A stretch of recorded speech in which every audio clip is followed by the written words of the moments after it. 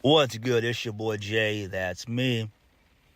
So we gotta talk about Monday Night Raw from January the 15th, 2024. Happy MLK Day to all you that were off. I was off, which was good. So hopefully you guys had a good holiday. Hopefully you guys enjoyed it. And at least you got a day off of work. All right, so let's go ahead and get into this show. To me, this show was a mixed bag. It was. All right? I am tired of Seth Rollins. And I know I'm not the only one who shares that sentiment, but I am over Seth Rollins. I'm over him. I'm totally over him. I'm sick of him. Enough is enough is enough. We'll talk about that fiasco when we get to it. So, we kicked the show off with Cody Rhodes. He comes out. He gets on the mic. He does, what do you want to talk about, shtick? He does that like he always does. He said they can talk about, he said that we can talk about him fighting and defeating Shinsuke Nakamura. Or we can talk about the reason why he's standing here. And the reason why he came back to WWE. And the Royal Rumble's right around the corner. And he doesn't plan on stopping there. So Drew McIntyre comes out. He interrupts. And then he does Cody's thing. Like, Cody, what do you want to talk about? He said, Cody, you've been back for a minute. And we hadn't had a chance to catch up with each other. Drew McIntyre says that you and I, they basically grew up in WWE together. We're basically with the same age, similar career paths. And then he wants to take this opportunity to look him in the eye and tell him that he's proud of him.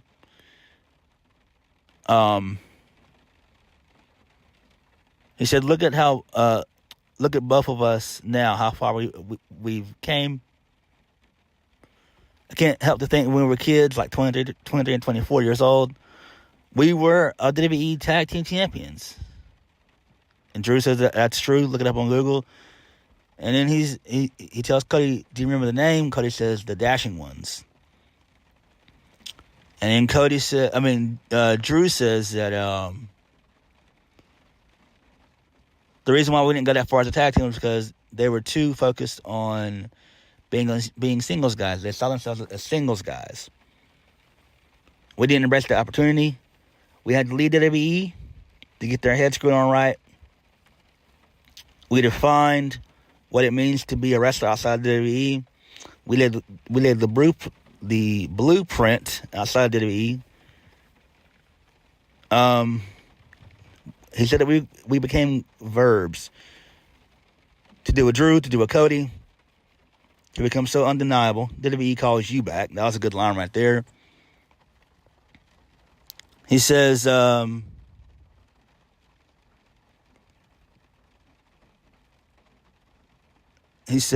he had one last match with Cody before both of them came back to WWE. And he said, do you remember what you told him? What you told me?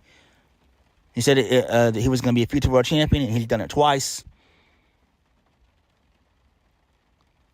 He says, it doesn't matter who comes back. He said he's seen the gifts. He's seen the jokes. Screw it. He says to Cody, Drew McIntyre says to Cody that you're going to be the first member in your family to raise that championship. And you're going to finish the story. Not before I finish mine. So that was a good line there. I enjoyed that one. That retort by Drew. So Cody says that both of them have declared for the Royal Rumble. He said anyone can win, from Jey Uso to CM Punk. He said he didn't plan on letting that happen. We stood in this ring before the Royal Rumble. We both won the Royal Rumble. You can't count anybody out. And then Drew basically takes shots at Cody by saying, you don't have to wear suits all the time. You're not running for office. You don't have to use all the big words like the the thesaurus, if you're day of the word, word of the day toilet paper. He said, you don't have to have a big dumb smile, because I did. Even when I felt like I was angry, frustrated, and sad, I had to become the beacon of hope, the beacon of light for the roster. He had to be that leader. He had to put that smile on his face. He tells them to wipe it off, mate. He says, if anybody has an issue with the real Cody, they could step to you, and you drop them on their ass. So Cody then says, "True, this isn't an act." He says, "We've had similar paths and opportunities and everything." He said the difference is right now that he's thankful, he's grateful, and he's cherished and relished this second chance. They're complaining about yours. He said, and then Drew mentions, so this is the real Cody. You're a wolf in politician's clothing. So Drew continues on by saying, why the hell would you bring Davis to the Raw knowing the trouble it would cause? Is that a case of friends close, enemy closer? What about endorsing CM Punk? You were there back in the day. You know what it's like. You were there recently. So mentioning AEW. And then he babbles on. He says, I don't like the fact that you're a kiss ass, but I do like you. And I wish this conversation wasn't happening right now. And then Drew starts to blame people like Damian Priest and everything else, that he would be world champion. He says that he's operating on a different level right now. And when he's feeling like this, he's 100% me. I know, I'm not what's best for business. I am this damn business. And at WrestleMania, the story belongs to Drew McIntyre. So I do like that. Good little promo right there. So Cody retorts by saying, stop blaming people and everything else. He says, so you want to sell this in the Royal Rumble? I sure as hell will give you something else to complain about. And another thing, you keep mentioning last match you had. You told the story about the last match between me and you. Let me ask you something about it. Who won? And then Cody drops the mic. So that was good. I can't remember when that match happened. I want to say, was that in TNA or something like that? I can't remember when that match happened, but they have faced before outside of WWE, which was great. So that had to happen, I want to say, in 2017. Because Drew, he came back to WWE sometime in 2017. So it had to happen either like late 2016 or early 2017. I can't remember. But they have faced before, and they've crossed paths before. So this is a good little, confrontation, promo battle, which I enjoyed between both guys. Both guys are good on the mic. Both guys are solid.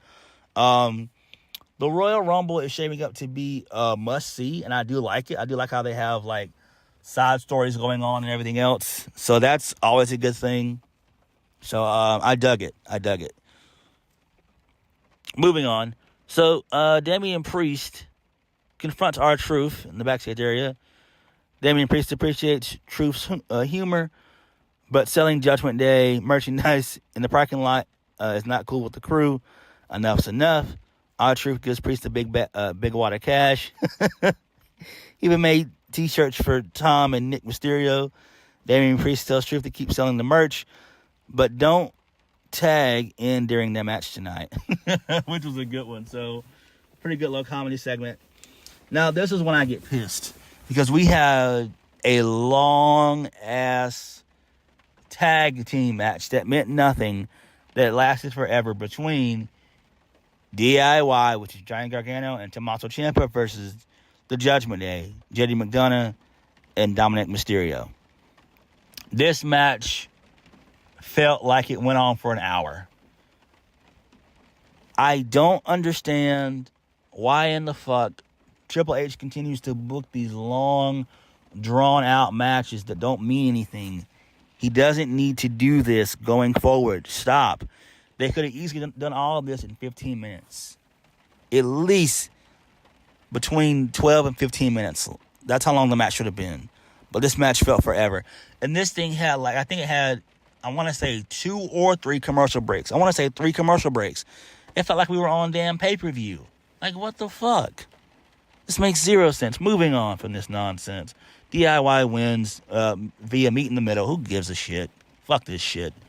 Candice LeRae and Indy Hartwell, they're having a conversation with Adam Pearce. They're ready for an opportunity at the WWE Women's Tag Team Championships. Chelsea Green storms into the office, starts complaining about poor officiating that was going on during her tag team title match rematch. Adam Pearce tells Chelsea to change her tone, and an impromptu tag match was made official. Okay, cool. So, Chelsea Green and Piper Niven versus Candice LeRae and Indy Hartwell. Indy Hartwell and Candice LeRae, they win. This was another long match. Who cares? They get the win via an assisted lion salt. Who cares? We get a Nia Jax vignette saying that she's going to win the Royal Rumble and everything else. All right, moving on from that nonsense. Next, so tension continues to rise in the Judgment Day's clubhouse. Finn Balor doesn't know why Damian Priest continues to defend R-Truth. Damian Priest says that Jenny McDonough hasn't earned a cut yet. Next. So, Gunther is back. He says they're 2 weeks away from the Royal Rumble. He can literally feel the desperation around this place. So he makes fun of the crowd and everything else. He says that last year he entered the Royal Rumble at number 1 and made it all the way to the end. I was on elimination away from winning the Royal Rumble. I lasted longer in the Royal Rumble match than anyone in history before. So this year, the ring general, the longest reigning Intercontinental Heavyweight Champion of all time, is going to win the Royal Rumble in main event WrestleMania. So that was great. So Gunther's entering the Rumble. I'm down with that. So then he wants to take a moment and review what happened when he was away. And so we see what Ludwig Kaiser did to Kofi Kingston last week by taking him out.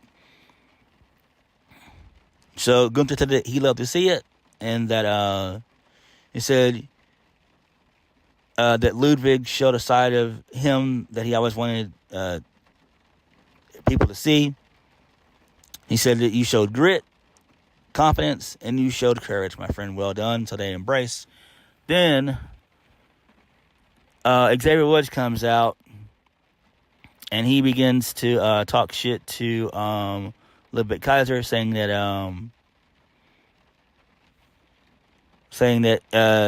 him and Ludwig have a problem.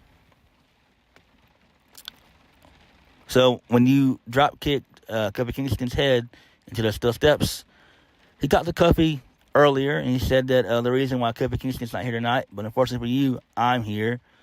So he's going to extract this pound of flesh from Ludwig. He says, me and you in that ring, in a match, you can step to me and accept the challenge, or do you have to ask your daddy for permission? And then Ludwig retorts by saying, so after you saw what I did to Kofi last week, you're really standing here right now, dare to challenge me? Woods, what I did to your friend last week was nothing but what I'm going to do tonight. I'm going to take your head as well. I accept. So this leads us into Xavier Woods versus Ludwig Kaiser. It is a DQ because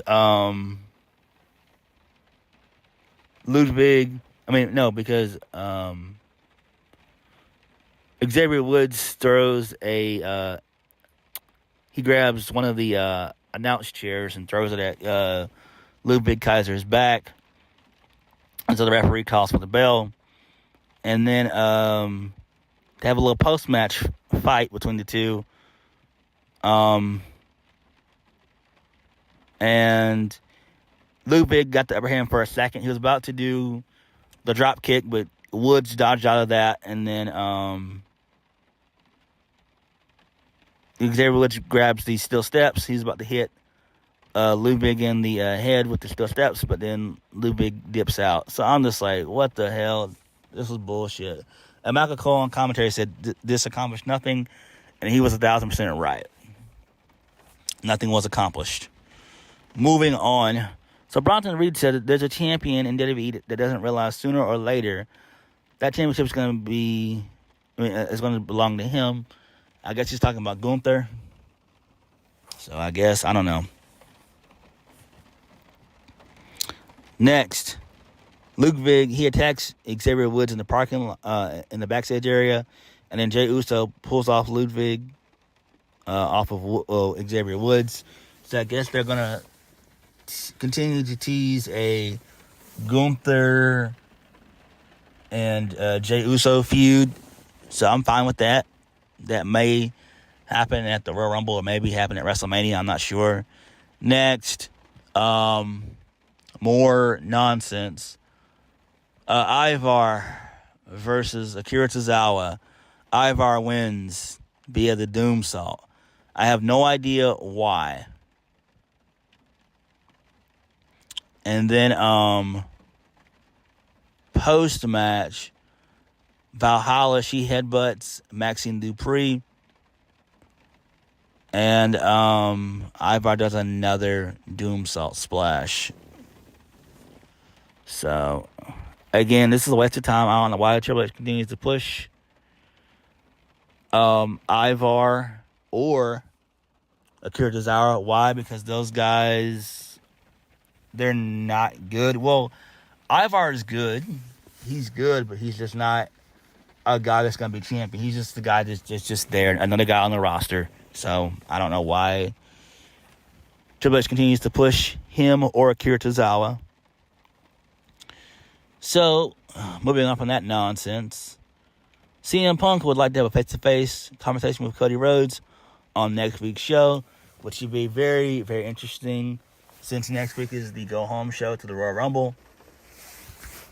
So, there's that.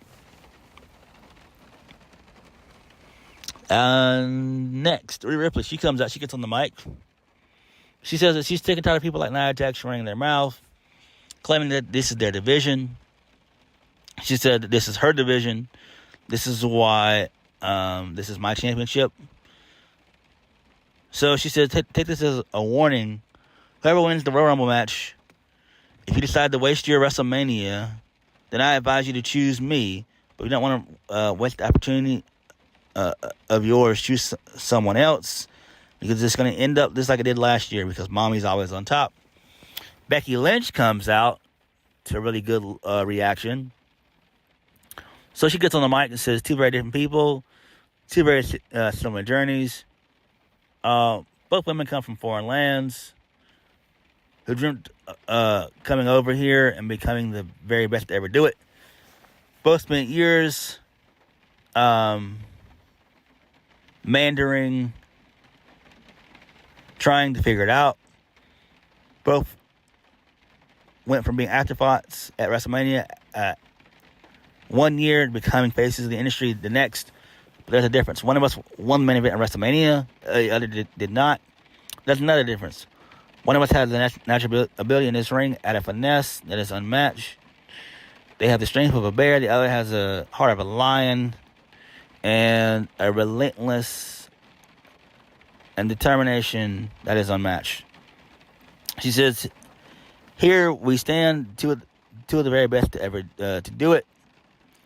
But there's a thought, there's a voice in her head that keeps her awake at night, and is asking and saying to her, you might be better than me, but I need to prove that you're not. I need to take that. I need to take that title from you. And to do that, I need to win the Royal Rumble. I need to point to that sign. I need to declare at WrestleMania it'll be mommy versus the man. So then Rhea retorts by saying, Becky, there's only one other person that wants you to win the Royal Rumble than yourself. That's me. I'll see at WrestleMania. So I do like this because it does make sense. We all know that Rhea and Becky Lynch are on a collision path. On a collision course to face one another anyway. It makes the most sense. It definitely is a WrestleMania worthy match for sure. And I would want this to be a feud. So maybe Becky loses at Mania. Then she gets her rematch at WrestleMania Backlash. Loses that. And then maybe she defeats Rhea at SummerSlam. That's how I would do long-term booking. So I would do that. But this is great because this is actually Rhea's real first challenge, really, if we're being honest, from a babyface perspective. So this is great. I'm down for it. Moving on.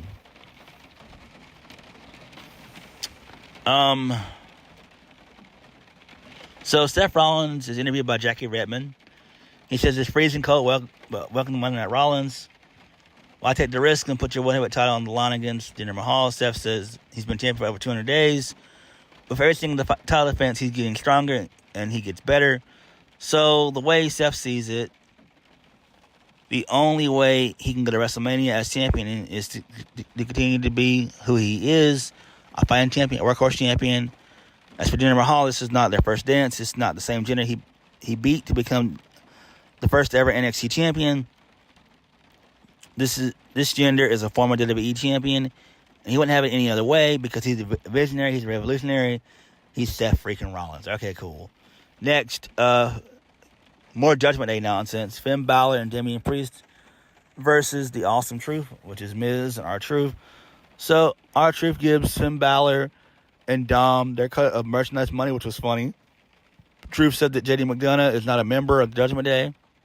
And then Miz begins to remind R-Truth that he's his tag partner. So then Damian Priest then turns on R-Truth. He chokes him, Truth with the Stop of Heaven. And then Finn Balor crosses into the cover for the 1, 2, 3. Who cares? Moving on. But that was good comedy shit by R-Truth. I love that. Next. So Jackie Redmond has a backstage interview with Jinder Mahal. Jinder Mahal has absolute clarity regarding tonight's main event. A 7-year drought with the whispers are pouring in, making him the most talked about star of 2024. Everyone is divided, but his focus is singular. 12 years in the making, narrowed down to one night. Everyone is unified when he beats Seth Rollins and becomes the World Heavyweight Champion. Moving on from that. So Shinsuke has a good little promo. It says, last week, I cannot cause damage I desire, which made me angry and has left me hungry. Cody, you should keep an eye open because our story doesn't end until I say so. Now, I'll turn my hunger towards the Rumble. A hungry Shinsuke, it's a dangerous Shinsuke. 29 other men, all hoping to make it to the top. 29 men, I will feast on their dreams. Okay, interesting stuff there, but I don't want to see another Cody and Nakamura match. The feud is over with. I mean, I'm no longer interested in the character now. He's taking too many losses, too many L's. No. Nope. Next, another pointless match. Shayna Baszler and Zoe Stark versus Natalya and Tegan Nox. Shayna Baszler and Zoe Stark gets the win via the Kodafuda clutch. Who cares? Fuck this shit. Main event. Seth Rollins versus Jinder Mahal for the WWE World Heavyweight Championship with Indus in the corner of Jinder Mahal. You would think Jinder Mahal would win, right? Nope, you're wrong. Seth Rollins gets the win via the curb stomp. So, Damian Priest, he came out towards the end of the match to get involved. He was met by Drew McIntyre. The two of them started to brawl and everything else. There's one part in the match where Jinder Mahal, he connected it with the Colossus for a 2 count. And then the referee, he ejected Indus from ringside. And then Mahal goes for another Colossus, but Rollins blocks it. And then He hits the curb stomp for the 1, 2, 3, and then Seth Rollins wins, and we go off the air. And again, this is why I'm so pissed, because Jinder Mahal should have won.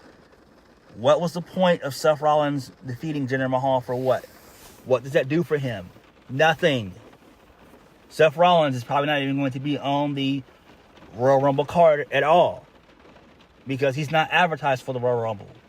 He's advertised for the match, but he doesn't have a singles match for the Royal Rumble.